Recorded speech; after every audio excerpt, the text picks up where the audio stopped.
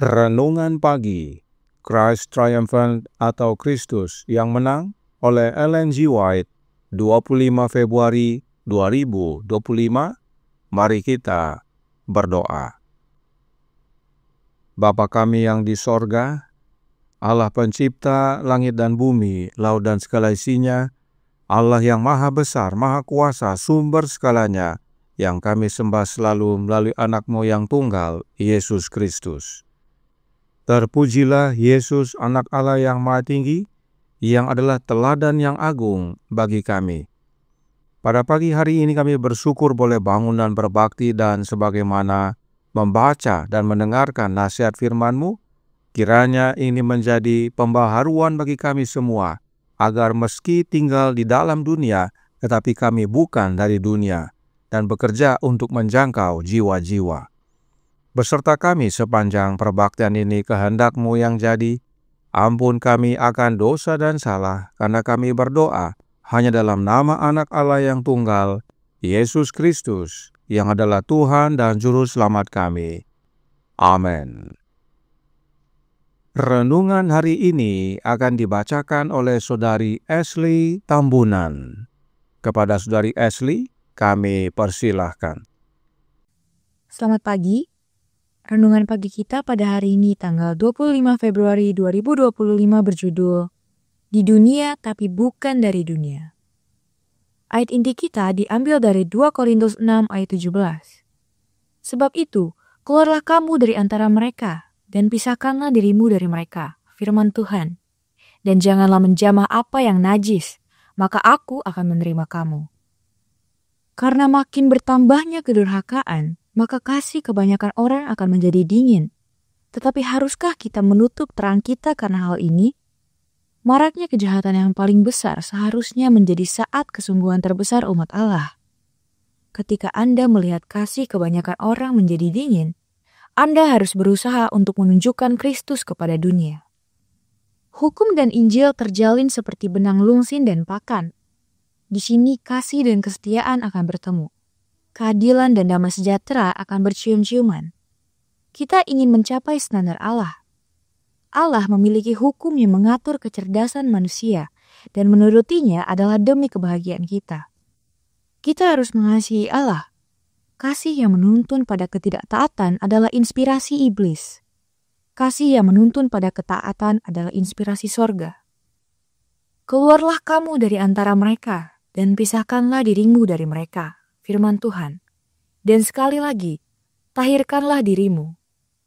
Tetapi bagaimana kita tahu bahwa kita memiliki kenajisan? Hukum Allah menunjukkan hal ini. 4 perintah pertama menunjukkan kewajiban kepada Allah, dan 6 perintah terakhir tidak mengizinkan keegoisan terhadap teman dan kenalan kita. Ketika saya melihat bahwa saya gagal, saya melarikan diri ke benteng. Saya tahu bahwa Dia mengampuni dosa-dosa ketidaktahuan. Yesus adalah juru selamat yang mengampuni dosa. Yesus menuruti perintah-perintah Bapanya, dan Dia berkata, berbahagialah mereka yang melakukannya. Mereka akan masuk. Bila kita menurut, kita akan memiliki keluarga yang bahagia. Ajarkan kepada anak-anak perintah-perintah Allah selamanya. Ini penting pada zaman Israel, dan masih penting sekarang. Semua pengakuanmu tentang menuruti perintah-perintah tidak akan memberimu jalan masuk ke kota itu. Ikatlah perintah-perintah itu di hatimu dan laksanakanlah dalam setiap tindakan.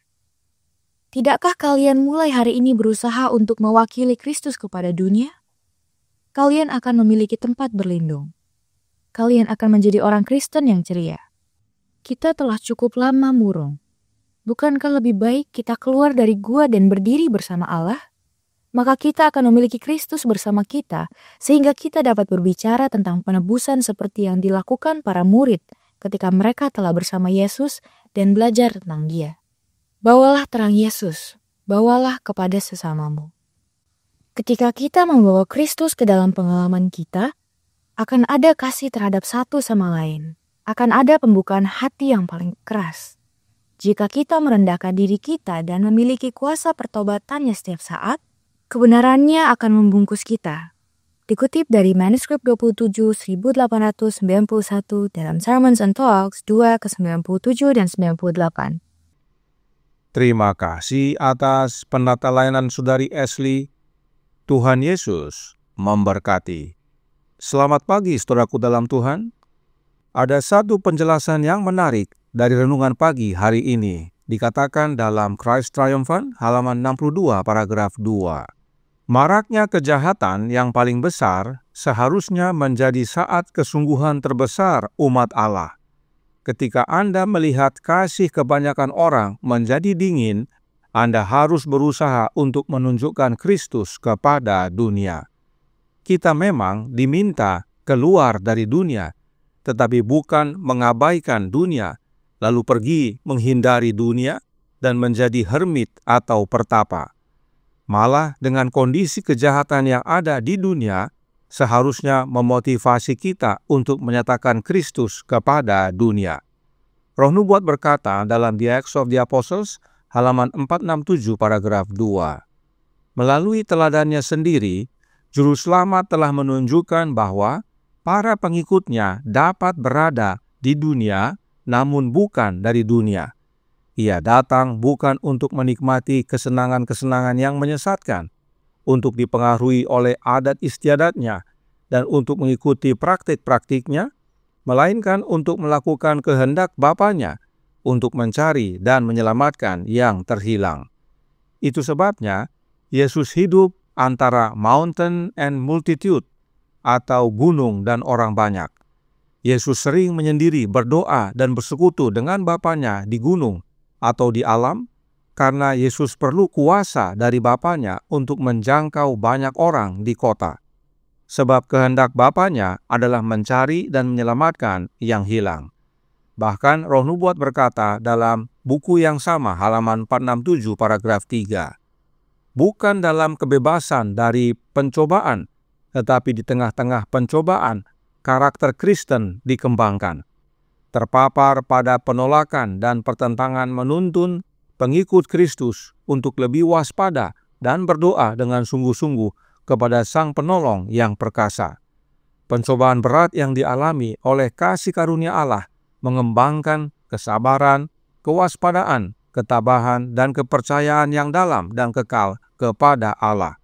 Kemenangan iman Kristen adalah bahwa hal itu memampukan para pengikutnya untuk menderita dan menjadi kuat, untuk tunduk dan dengan demikian menang, untuk dibunuh sepanjang hari namun tetap hidup, untuk memikul salib dan dengan demikian memenangkan mahkota kemuliaan. Ini membawa wawasan baru bagi kita umat-umat pengikut Kristus. Meskipun kita tidak tinggal di kota, tetapi kita bukan membiarkan kota. Kita malah harus menjangkau orang-orang di kota. Apakah kita akan hadapi banyak tantangan dan pencobaan? Oh, sudah pasti. Tetapi tantangan dan pencobaan itulah yang mengembangkan karakter Kristen, seperti sabar, waspada, tabah, dan percaya dalam kuasa Allah. Tinggal menyendiri di hutan tidak akan mengembangkan karakter Kristen, malah menuntun kepada pembenaran oleh perbuatan. Sebab demikianlah hidup Yesus.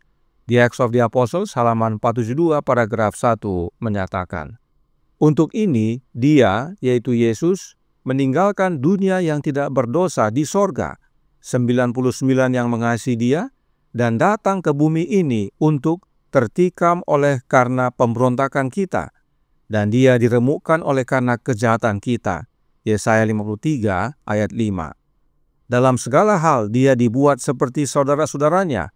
Dia menjadi manusia sama seperti kita. Yesus tinggalkan sorga untuk selamatkan kita yang hina. Yesus turun ke dunia menjadi manusia agar oleh kehidupan, kematian, dan kebangkitannya kita memperoleh jalan kepada kehidupan yang kekal. Meski hanya untuk satu orang, Yesus tinggalkan sorga, tinggalkan yang 99, kemudian datang ke dunia ini untuk mencari dan menyelamatkan yang hilang. Kemudian, Roh Nubuat lanjutkan dan masih dalam paragraf yang sama, dikatakan, dia adalah orang asing dan pendatang di bumi, di dalam dunia tetapi bukan dari dunia. Dicobai dan diuji seperti pria dan wanita zaman sekarang yang dicobai dan diuji, tetapi menjalani hidup yang bebas dari dosa. Lembut, penuh belas kasihan, simpatik, selalu mempertimbangkan orang lain. Dia menyatakan karakter Allah. Inilah teladan Yesus bagi kita. Meski kita hidup di dalam dunia, tetapi kita bukan dari dunia. Artinya, kita tidak hidup dalam keduniawian, tetapi kita hidup melakukan kehendak Bapa, yaitu mencari jiwa yang hilang dan selamatkan. Dan dalam menjalani kehidupan di dunia ini, kita pasti dicobai dan diuji. Maka itulah api penyucian agar kita menghasilkan karakter ilahi dalam kehidupan kita. Jadi, jika saudara hidup di hutan, tinggal di gunung, atau hidup di desa, silahkan. Tetapi jangan lupa, tugas saudara adalah jangkau mereka yang di kota. Karena sebelum pintu kasihan ditutup, orang-orang di kota masih ada kesempatan untuk bertobat dan kembali kepada satu-satunya Allah yang benar dan anaknya. Itu sebabnya Roh Nubuat berkata dalam Country Living halaman 30 paragraf 2, kota-kota harus dikerjakan dari pos-pos di luar kota. Utusan Allah berkata, bukankah kota-kota akan diperingatkan? Ya, bukan oleh umat Allah yang tinggal di dalamnya, tetapi dengan mengunjungi mereka untuk memperingatkan mereka tentang apa yang akan terjadi di bumi. Kemudian, dalam halaman 11 paragraf 1 buku yang sama berkata, restoran kita harus di kota, karena kalau tidak, para pekerja di restoran-restoran ini tidak dapat menjangkau orang-orang dan mengajari mereka prinsip-prinsip kehidupan yang benar. Umat-umat yang tinggal di luar kota perlu buat usaha rumah makan di kota, agar melalui layanan rumah makan, kita bisa jangkau orang-orang kota melalui prinsip hidup sehat hingga kerohanian.